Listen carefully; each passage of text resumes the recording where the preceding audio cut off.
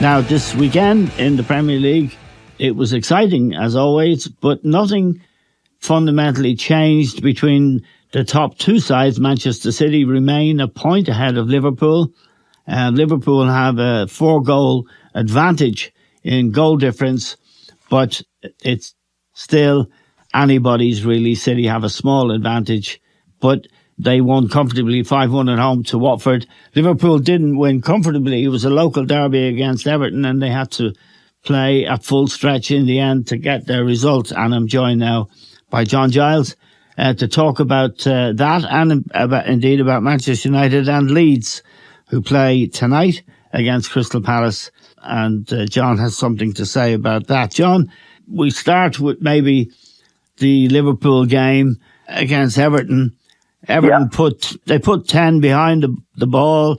They started time wasting after about 10 minutes, which wasn't very attractive, really. Richarlison lying on the ground pretending to be injured. Goalkeeper messing around, falling on the ground with the ball.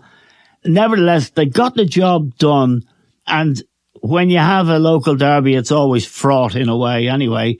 And that all those bodies behind the ball gave Liverpool problems.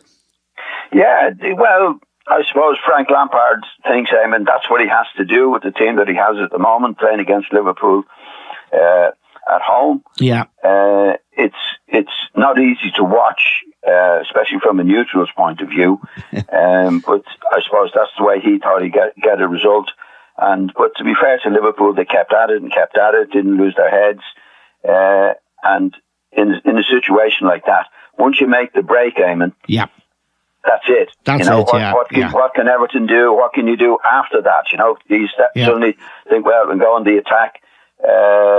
They did play with a bit of spirit, plenty of spirit. Everton made it difficult for Liverpool for a long time. Yeah. But again, once the first goal is scored, it's virtually over, Eamon. Yeah, I just want to talk to you about something I think had an effect on the game. The introduction of Diaz, with about 20 minutes into the second half. He brought this guy Diaz on. He's a new signing.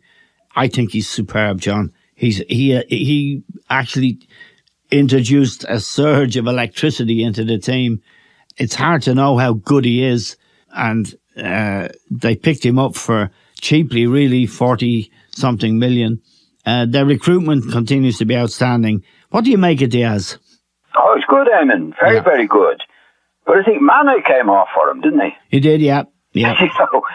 When you're in the position that Liverpool are in, you take Mane off, and sometimes Salah, to have the striking force that they've got is fantastic for Liverpool, and he certainly looks a top class player, along with, as we know, other top class players. You've got Salah, Mane, Jota, Diaz, And that's without Firmino coming into the picture. Yeah, so indeed. They must be the best 4 or 5 strikers in Europe. I mean, and then you have these two attacking fullbacks.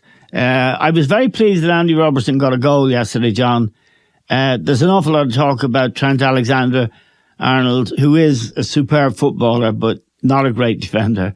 But Robertson does it all, John, I think. And I know you're a huge admirer of his as well. Yeah, I think he's terrific lad. No fuss, no bother about him. No, good pro. Does gets up and gets the odd goal. I think that's. As we know, Alexander is a very, very attractive player. I mean, he makes a lot of goals. But I would always have 2 Robertsons. Yes.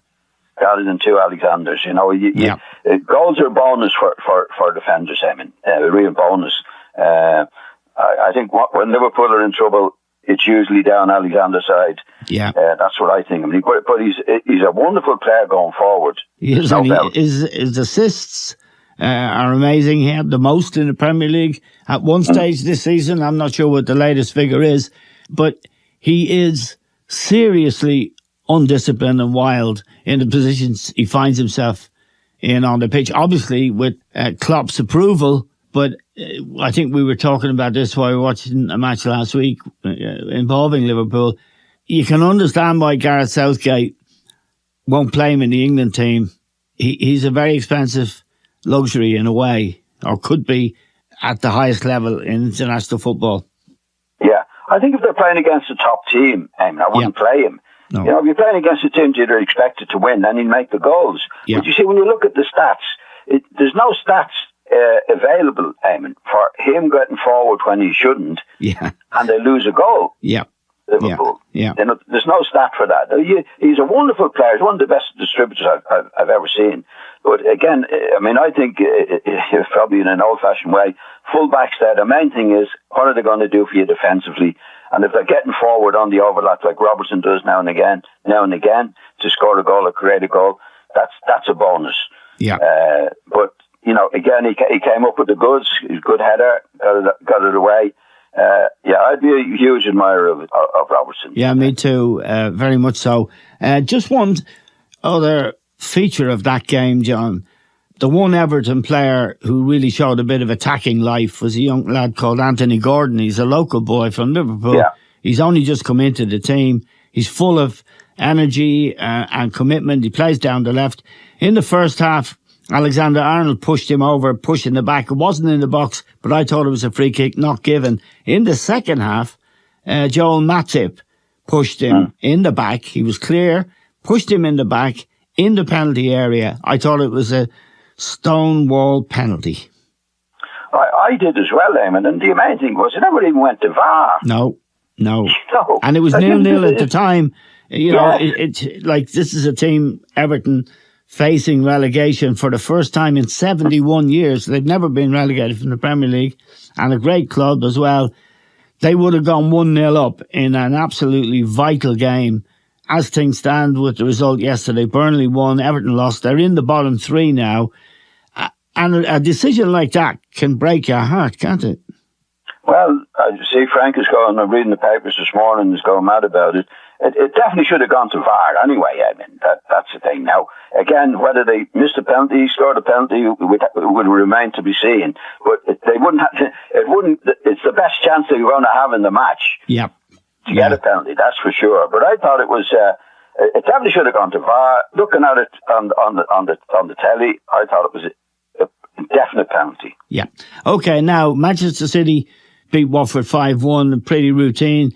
Gabriel Jesus got 4 goals, which will encourage him because he's had a lean spell and he's not always in the team, but it will encourage him.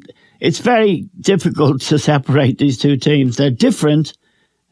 Liverpool more explosive, more goals in the team, more expansive, shall we say. But City play a different possession-based game, really, and they're both really outstanding teams, aren't they? Yeah, it's a great league game and cups with these two teams involved. Yeah, City. It's amazing, really, with City with the goals they're scoring them without a recognised goal scorer. Jesus, I think he has it, but he very seldom plays a centre forward. He's either on the left wing or right wing, which doesn't suit him. Yeah. But they don't have the goal scoring. Well, they have scored a lot of goals compared to Liverpool, like we spoke about it just a few minutes ago. If you look at Diaz and you that come in, Salah, Mane, Jota, they haven't got one of them. No. In the side. No, they don't. They tried to get Harry and they didn't get him, and that fell through. And they're talking about now getting Haaland. They've got somebody, but it's an unbelievable race between City and because they're totally different in their styles of play and the players that they have. But it's made it a terrific race between the two of them. There's no doubt about that. And I didn't see the City match, but it's obviously a big win for them at this stage with Liverpool. It's a fantastic race, and they're both in the Champions League. City play Real Madrid tomorrow night. Liverpool play Villarreal. Both of them at home for the first leg, which isn't an advantage; it's a slight disadvantage. But they could meet in the Champions League final. They're probably favourites to do so, which is remarkable, for two Premier League clubs to be not just the best teams in England, but arguably the best teams in Europe. Yeah, I think they have been, Eamon. I think it's been the best league now for a few years. Yes. Real Madrid are not quite what they were. Barcelona not quite what they were. Bayern Munich, we don't know. It's a fantastic league. I mean, with these two teams now. I mean, Chelsea are not quite in the running. We're a good team. There's lots of good teams in there and doing well in Europe. But the City Liverpool rivalry will get better and better, I think. Yeah, and it's reminiscent of your own team, Leeds Liverpool rivalry in the past, and also of the Alex Ferguson Arsene Wenger rivalry, Arsenal Manchester United, when lots of great players like Keane and Vieira, really top Van Persie and Giggs, Scholes, lots of great players in those teams. It's reminiscent of that, isn't it? And in your day, you had a thing with Liverpool, really, didn't you? Yeah, going back a long time. I mean, Liverpool dominated us between, say, the 65 when we played in the Cup, and then we took over them. Liverpool then didn't win the trophy for about 6 years. Yeah. Do you know what I mean? It's amazing. But there was cycles. always a great rivalry. If it wasn't Liverpool winning the league at that time, then it was Leeds, and then Arsenal came in for. But mostly it was Leeds, Liverpool. That was the big teams at that time. And as we know, at the Ferguson time, then Liverpool had a great run when they got Keegan in, and they dominated for a good few years. And then they had then Ferguson came along. Yeah.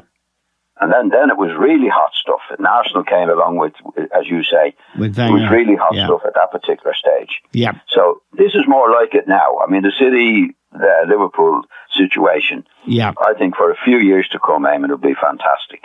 Now, John, let's talk briefly about Manchester United. We both watched the game against Arsenal Saturday lunchtime. In fact, Arsenal won 3-1, which you tipped to me before the match. But really, Arsenal didn't defend at all and didn't play well. And United played better than they played in their previous match, which we watched when they were rubbish. But they played better at the Emirates, but still got no result. They've got massive problems, John, haven't they? Oh, yeah. Unbelievable, I mean. I mean, they had the penalty that Fernandes missed. And they went to bits after that. They were on top. I think if they had a good chance of winning the match had they scored that particular goal. But that's the sign of a team that's weak, really. If they don't score the penalty, then the top strong teams go on and on and on. But they sort of collapsed after that and threw it away. It's in a mess. I mean, you got even Paul Scholes he's talking to Lingard. I don't know if Lingard would be too pleased about it. He said the dressing room was toxic. It is, yeah. And other sort of things. You had McTominay, I saw the day after, saying, this is what we should be doing. We should be doing this. We should be doing that. Yeah. Now, he's gone along. He's saying that, what we should be doing. Fernandes was at one stage was saying this is what we should be doing. Yeah. Pogba was saying something, this is what we should be doing. And I remember Maguire doing it as well. Yeah. In other words, I'm doing it, but there's nobody else doing it. The one thing I want to ask you about, because a listener mailed, and for anybody who's listening, I read every email, and I'm hugely enthusiastic to get opinions. He asked about Harry Maguire in particular, and what a rough time he's had this season. And of course it culminated last week with a death threat. Which is terrible for him and his family, just beyond our comprehension that someone could want to even talk about in that way. I mean, he's Manchester United captain. He's had a poor season, John, but he's been an England international. He may not be Virgil van Dijk, but he's a good pro, and he's been a good pro for a long time. And he's just had a bad time. And it's very, very wrong to pin everything on one person and to be talking about him in that manner. Now, all of us who talk passionately about the game, and I'd be particularly guilty, can sometimes get involved in hyperbole. And it's frightening to think that you might wind someone up so much that they'd attack a player. Oh, it's just incredible. incredible, Eamon, really. And from Maguire's point of view, they turned on him for something that I can't make out, you know. Yeah. But like, what you find in a situation like Manchester United, sometimes it's the good lads that really come under stick. Because they're taking responsibility. They actually go out to play. Yeah. No, I think Fernandes at the moment, who had a terrific time with United early on. Yes. He's not playing at all, Eamon. No, he's not, no. You know, I don't know what the hell. He's doing a lot of pointing and jabbering at other players. Yeah, well, that's what I'm saying. Like, if you get somebody like that in the team, and in my experience and looking over the years, it's usually the most honest guys get the most stick, because they're the ones that's really trying to do it and doing it in an honest way. Where some of the other guys are kidding. Yeah. They're keeping out of the way. They're not getting involved in it. Yeah. And that's what's going on at Manchester United. And again, if you get into a situation with United where they've got themselves into this situation, and because they haven't had a real manager for a few years now, that's what happens. Yeah. You can't do without a manager, because the dressing room, everybody has different opinions in the dressing room, Eamon. You know, the centre forward say, "Well, I want more support." Midfield players saying, "I'm not getting a chance to go forward." Defenders say, "I want more cover." You know, I've been in not many dressing room, one really that had that. Manchester United dressing room as well, wasn't it? It was in the old days.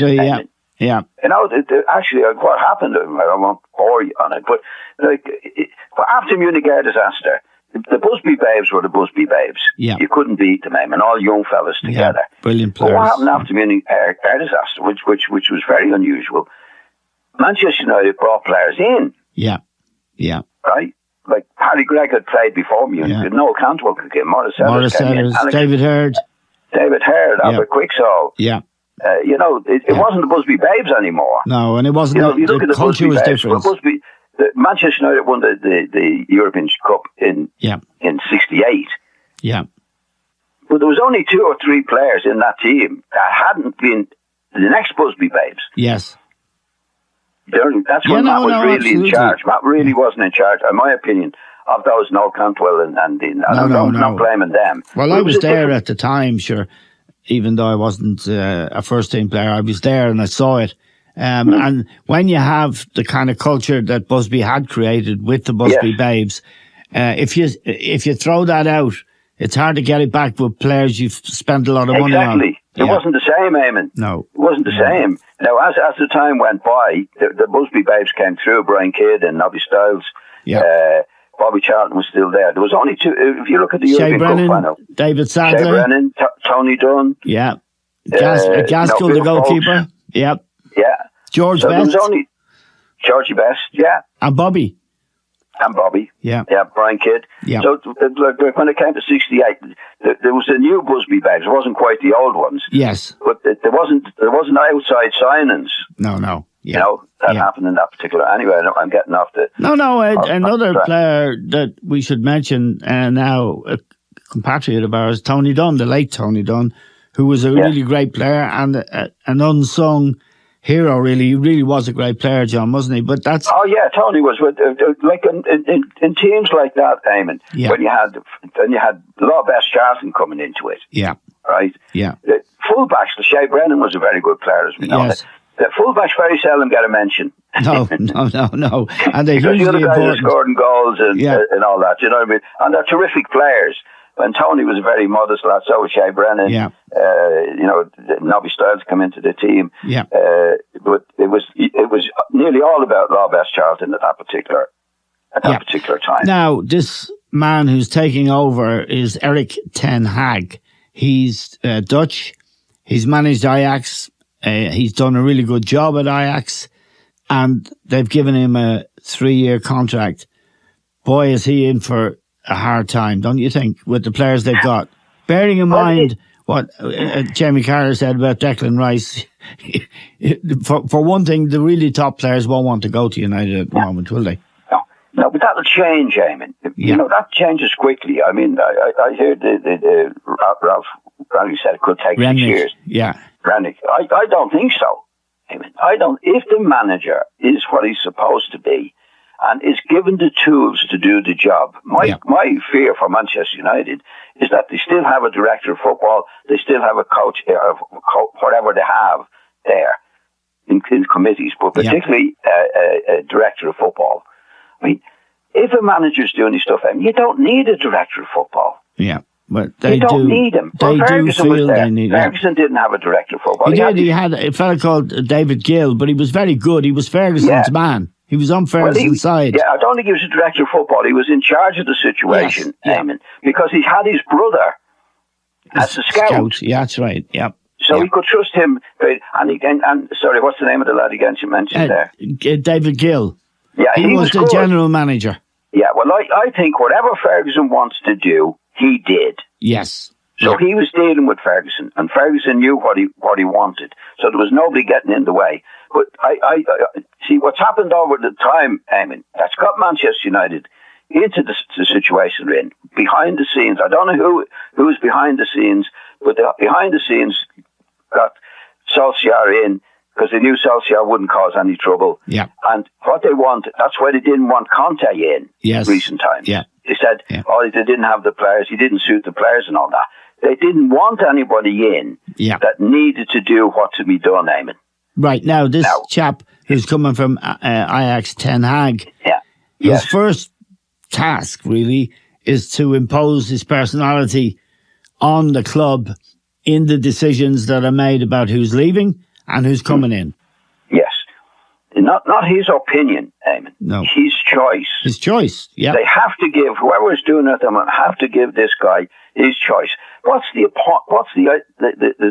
sense, Eamon, in appointing somebody in football who does what he does as his business, right?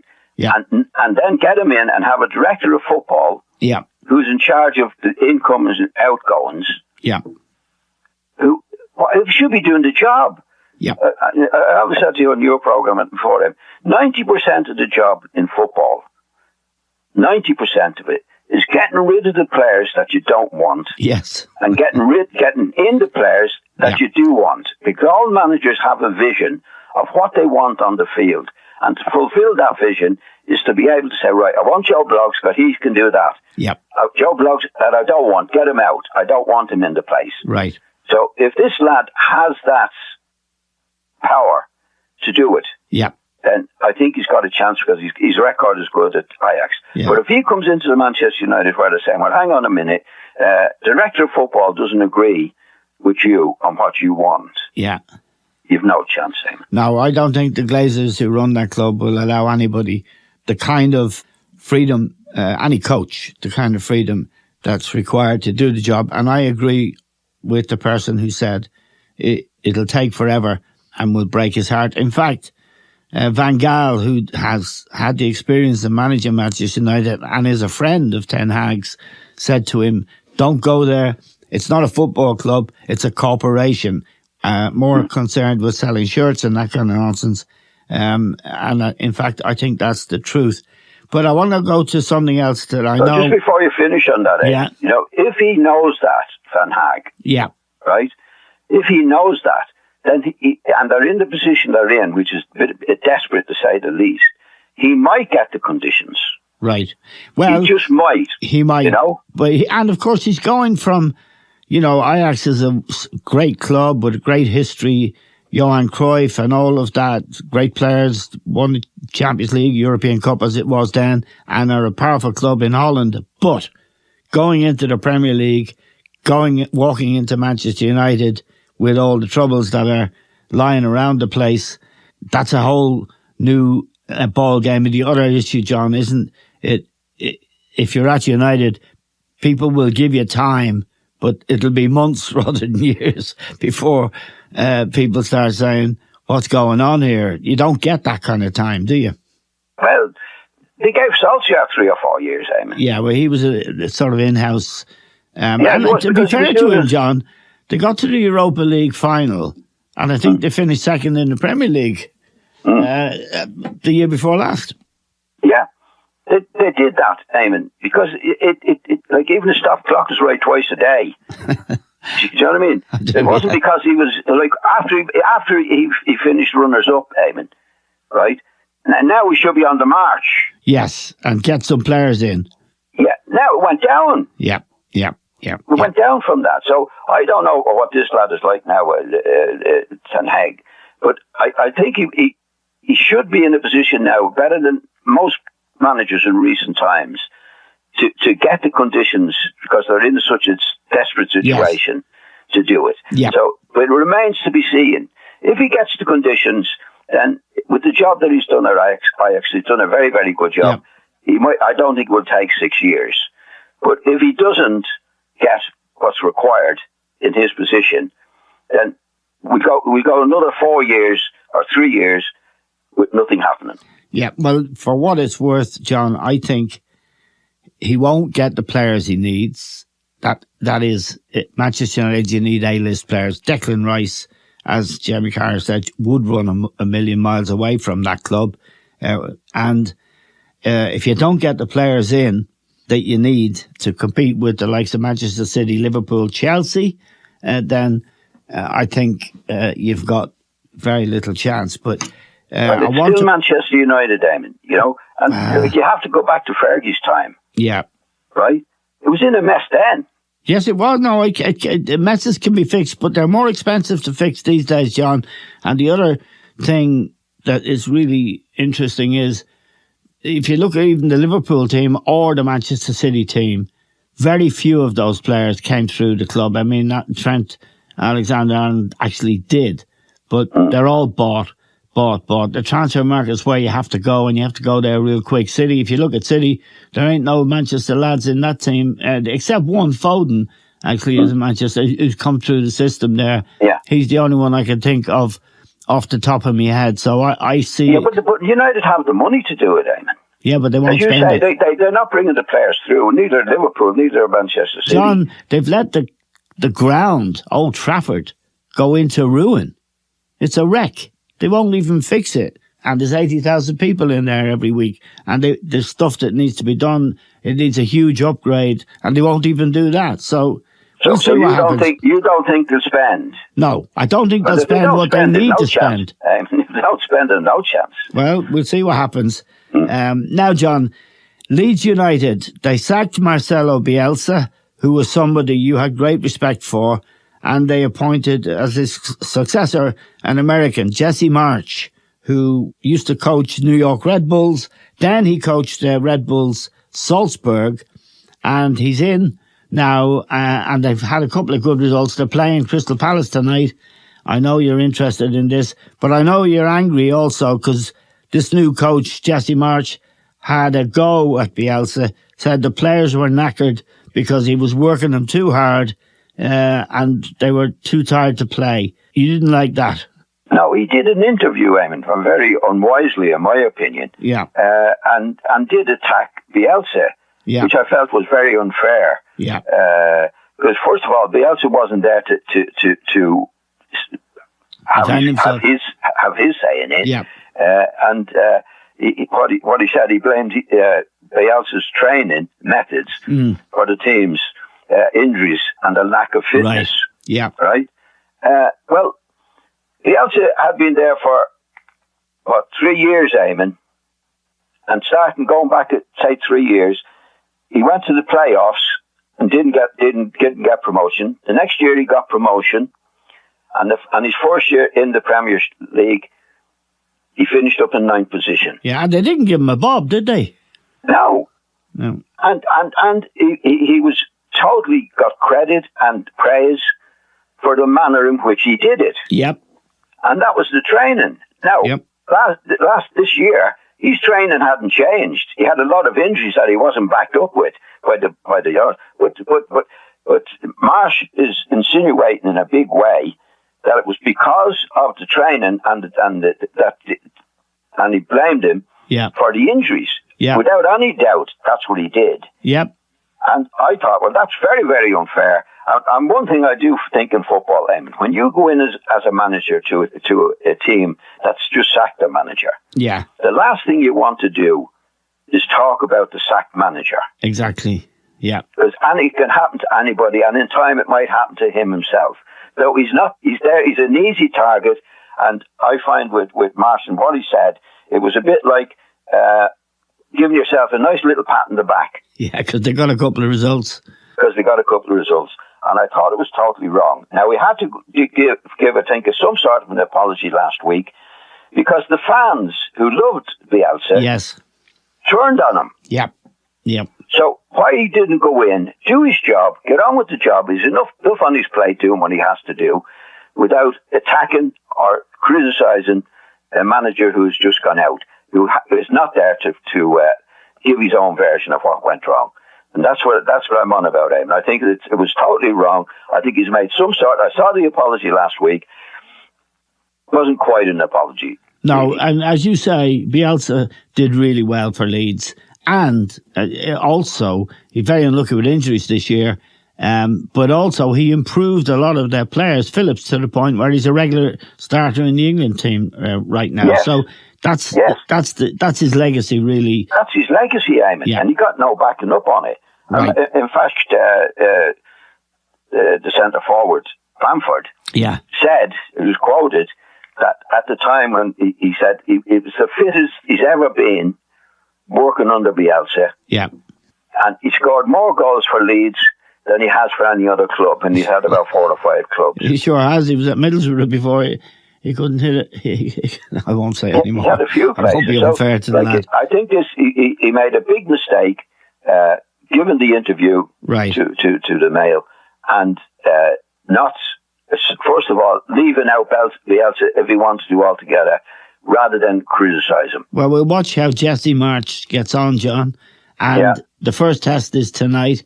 They're away to Crystal Palace. They still need to be careful because it's very tight down the bottom of the league. I just want to ask you a question, because we have a lot of Leeds fans who listen to the podcast, and we're very grateful for everyone who listens. When you're watching Leeds, when I'm watching Liverpool, right, I still hurt if they don't win. Are you still a fan of Leeds, or are you beyond that? No, I'll always be a fan of Leeds, Eamon. Right. Always, because I was there for 12 years. Yeah. And and at a time when I first went, the support wasn't great. No, right? It's a rugby league city, really, isn't it? Yeah. But it got to the stage, Eamon, obviously, where we were getting big crowds, and they were brilliant. Yeah. Year in, year out, when we were there, we didn't. We as you know, we got to the cup finals, we didn't win, but the fans were always there. So the people I would talk about or think about most, and I still have some very, very good friends in Leeds who are mad Leeds United supporters, Eamon. Yeah. So I'll always be a supporter of Leeds United because I played for the club. Yeah. And I had great times there. The fans were absolutely great. They still are supporting them in the way that they are. So, I mean, I wouldn't be going to Leeds every week with my scarf around my neck and all that. No. But they're in your heart. But yes, and that's been a bit. And there's not many people in there, Chief. There's enough. There's enough. But I always wanted the support. That's why I'm going on a bit about Marsh saying what he's saying. No, he's always going to be there 2 minutes, and he's criticising the manager he's taken over for. I think any manager going into a club shouldn't have anything to say about the manager who's been sacked, and just get on with the job and do the job that needs to be done. Okay. Because I think what happened with his thing in the paper last week, the fans turned on him, Eamon. Yeah, absolutely. Because Giles was very popular. Yeah, I didn't like it. I thought it was a very, very poor show to be saying what he was saying, and he didn't have to say it. Just get on with the job of getting Leeds better and saving them from relegation. That's all he has to do. And not be getting on about the previous manager, who's still very popular with the crowd there. Okay, now... But I hope they get out of it, Eamon, and I hope they thrive. Please. Okay.